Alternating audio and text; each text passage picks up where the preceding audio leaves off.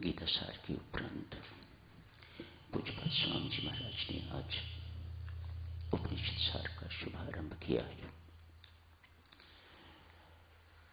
साधु श्री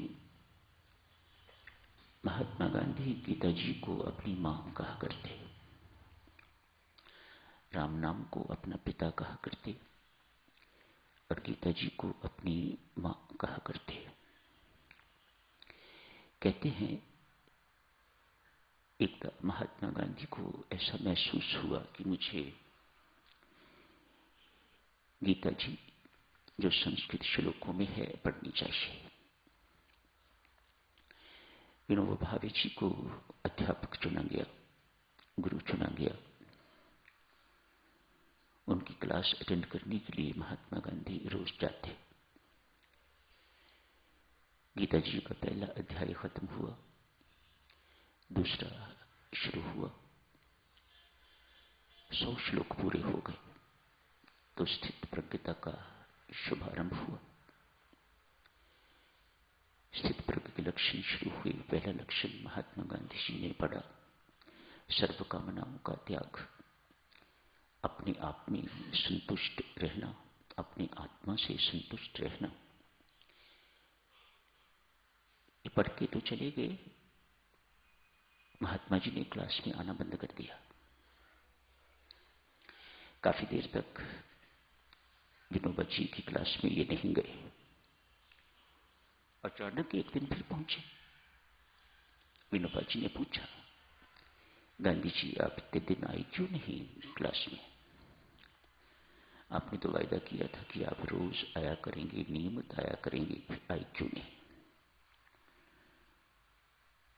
कहा, विनोबा जी अभी तक जो कुछ गीता जी में पढ़ा सब कुछ सरल था।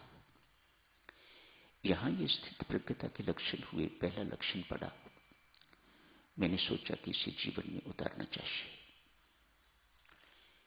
बहुत कठिन काम है।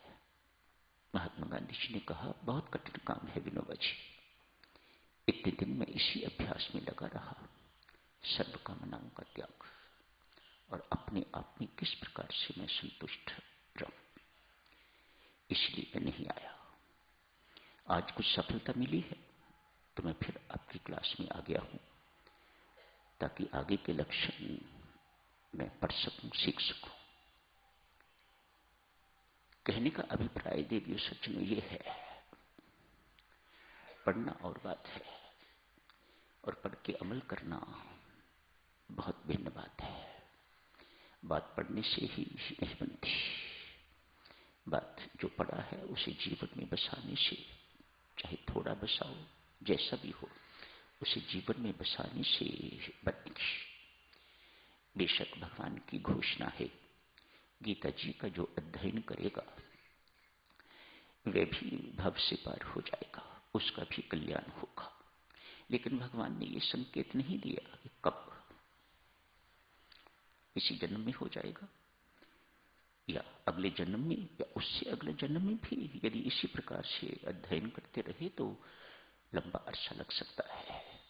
लेकिन पढ़ के कुछ जीवन में बसाओगे, उतारोगे तो काम जल्दी ही बन जाएगा। वेदों के वह भाग जिसमें भक्ति का, उपासना का वर्णन है, ब्रह्म विद्या का वर्णन है, उन्हें उपनिषद कहा जाता है। आज स्वामी जी महाराज ने उपनिषद सार शुरू किया है। अनेक सारे प्रसंग स्वामी जी लेंगे उपनिषदों के अंतर्गत, इस उपनिषद सार के अंतर्गत विशेषज्ञ ठहरे। उपनिषद सार उन्होंने लिखा है, इतना मार्मिक है साधुक्षणों।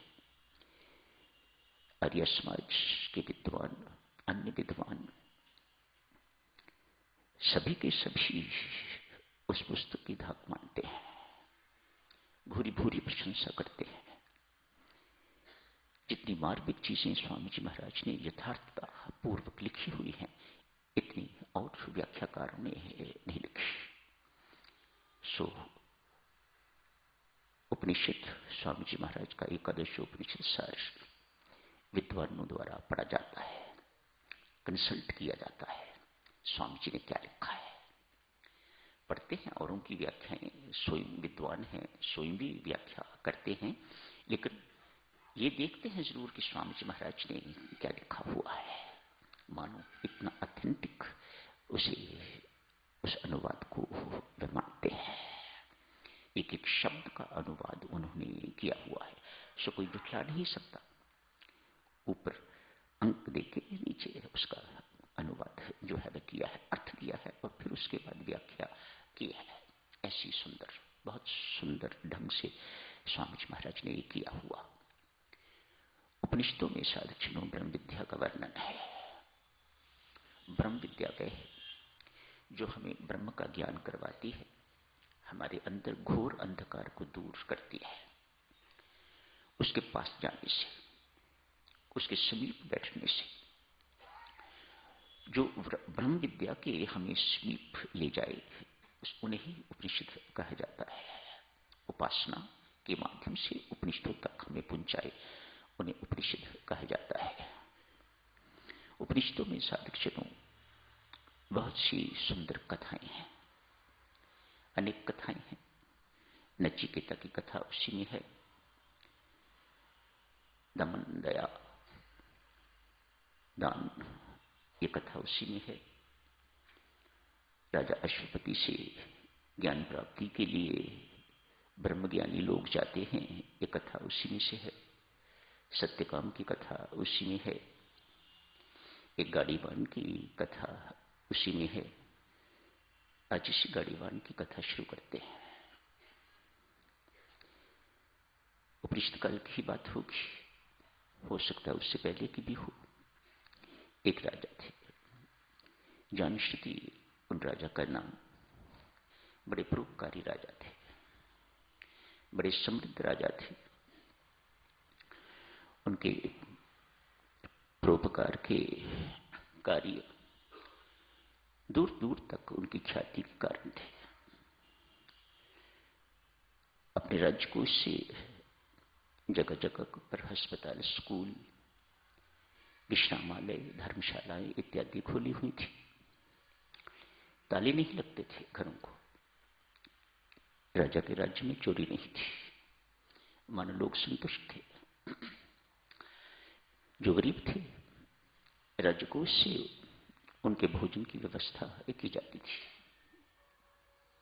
ऐसा परोपकारी राजा दूर दूर तक बहुत विख्यात है, बड़ी जय जयकार होती है।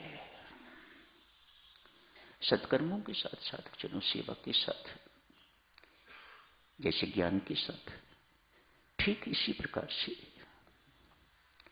सत्कर्मों के साथ, सेवा के साथ भी एक बहुत बड़ा दुर्गुण जुड़ा हुआ है, जिसे अहंकार कहा जाता है। ये तो आप लोग हो सौभाग्यशाली जो भक्ति के अनुयायी हो,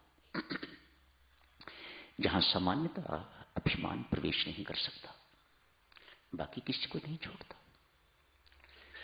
चाहे विज्ञानी है, उसको भी पकड़ के रखता है।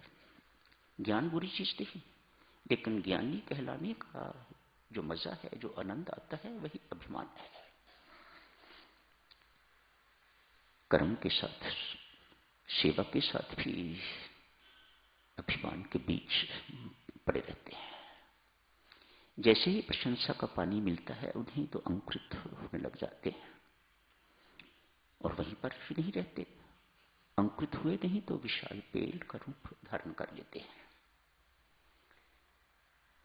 इस राजा के साथ भी ऐसा हुआ। राजा को लगने लग गया, मेरे परोपकारी कर्मों के कारण ही मेरी समृद्धि है। मेरी समृद्धि का कारण, मेरी पूछताछ का कारण दूर दूर तक मैं जाना जाता हूं, पहचाना जाता हूं। मेरी अपनी पहचान है, जान पहचान है, मेरी अपनी पूछताछ है। इसका कारण मेरे परोपकारी कर्म, जो मैं सेवा करता हूं, परहित कर्म करता हूं, इसी के कारण मैं इतना समृद्ध हूं। मेरे राज्य की सीमाएं बढ़ रही हैं, यशमान मेरा उसी अनुपात में बढ़ रहा है। आज रात को स्वप्न हुआ, राजा को स्वप्न हुआ। स्वप्न में क्या देखते हैं? वे किसी जंगल में शिकार के लिए गए हुए हैं, थक गए, विश्राम की आवश्यकता थी। ये स्वप्न की बात है। एक पेड़ के नीचे विश्राम करने के लिए लेट गए। नींद आ गई। वहां पर पेड़ की शाखा पर एक हंस और एक हंसनी बैठे हुए हैं। उनकी चर्चा का विषय था। हंसनी कहती है, प्रिय देखो, इस राजा की ख्याति,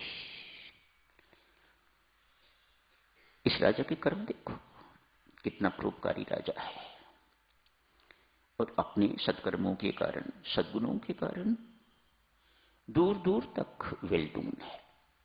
इसकी ख्याति बहुत दूर दूर तक फैली हुई है। हंस कहते हैं, नहीं प्रिय, ये सत्य नहीं है। राजा की ख्याति, प्रसिद्धि इसके अपने कर्मों के कारण नहीं। इसके राज्य में एक महात्मा रहते हैं, रघु, उसकी तपस्या, उसके त्याग, उसके ज्ञान के कारण है। नींद खुल गई। आगे का क्या पूछे? नींद खुल गई, स्वप्न टूट गया। आगे की जानकारी वे करना चाहता है, पूछना चाहता है, लेकिन किससे पूछे? हंसनी इतना ही कहा, हंसनी ने मुझे ऐसे महात्मा के दर्शन करवाओ। और हंसनी उड़ गए, स्वप्न भी टूट गया। राजा रात भर सो नहीं सके, शेष जो बाकी थी। ऐसा महात्मा जिसके कारण मेरी समृद्धि, मैं तो यही समझता था कि मेरे परोपकारों के कारण, मेरे कर्मों के कारण, मेरी सेवा के कारण मुझे इतनी समृद्धि, मेरी इतनी वाफा हो रही है, मेरी इतनी प्रशंसा हो रही है। मैं उस महात्मा के दर्शन करना चाहता हूं। कौन है ऐसा? किसके तपस्या के कारण, किसके त्याग के कारण, किसके ज्ञान के कारण? कौन है ऐसा आत्मज्ञानी, कौन है ऐसा ब्रह्म ज्ञानी जिसके कारण मुझे ख्याति मिल रही है, मेरे राज्य का विस्तार हो रहा है? सामान्यतः तो आदमी यही समझता है ना कि सब कुछ मेरे कारण, हमारे कारण ही हो रहा है। सुबह राज दरबार लगा। सबसे पहला प्रश्न यही था। सारे दरबारियों को कहा, किसी को पता है मेरे राज्य में कोई रक्व नाम का महात्मा रहता है? नहीं महाराज, हमने इस नाम का महात्मा नहीं सुना। पता करो। मंत्री महोदय को बुलाया, हुक्म दिया, मंत्री महोदय 3 दिन के अंदर अंदर मुझे इस महात्मा का पता चाहिए। होम एड्रेस, कुटिया, जहां कहीं रहते हैं, किस गांव में रहते हैं, कहां रहते हैं। मेरा राज्य तो बहुत बड़ा है, किस गांव में रहते हैं, कहां इनका घर है, मुझे पूरा पूरा इनका पता चाहिए। मंत्री महोदय ने सेवक भेजे, जाओ पता करो। जिस वक्त सेवक रक्त नाम के व्यक्ति के पास गए, मिल गया। बैलगाड़ी के नीचे छाया में सो रहा था। सेवकों ने जगाया, आप महात्मा हो? नहीं, इनकार कर दिया, मैं महात्मा नहीं। जाके मंत्री महोदय को सूचना दी, एक रक्त नाम का व्यक्ति मिला तो है, लेकिन वह महात्मा नहीं है, गाड़ीवान है, बैलगाड़ी चलाता है। और जब हम गए तो अपनी बैलगाड़ी के नीचे ही सो रहा था, आराम कर रहा था, मानो सीधा साधा एक व्यक्ति है। राजा साहब ने कहा, चलो व्यक्ति तो मिला, रक्त नाम का, अजीब सा नाम है, रक्त नाम का व्यक्ति तो मिला।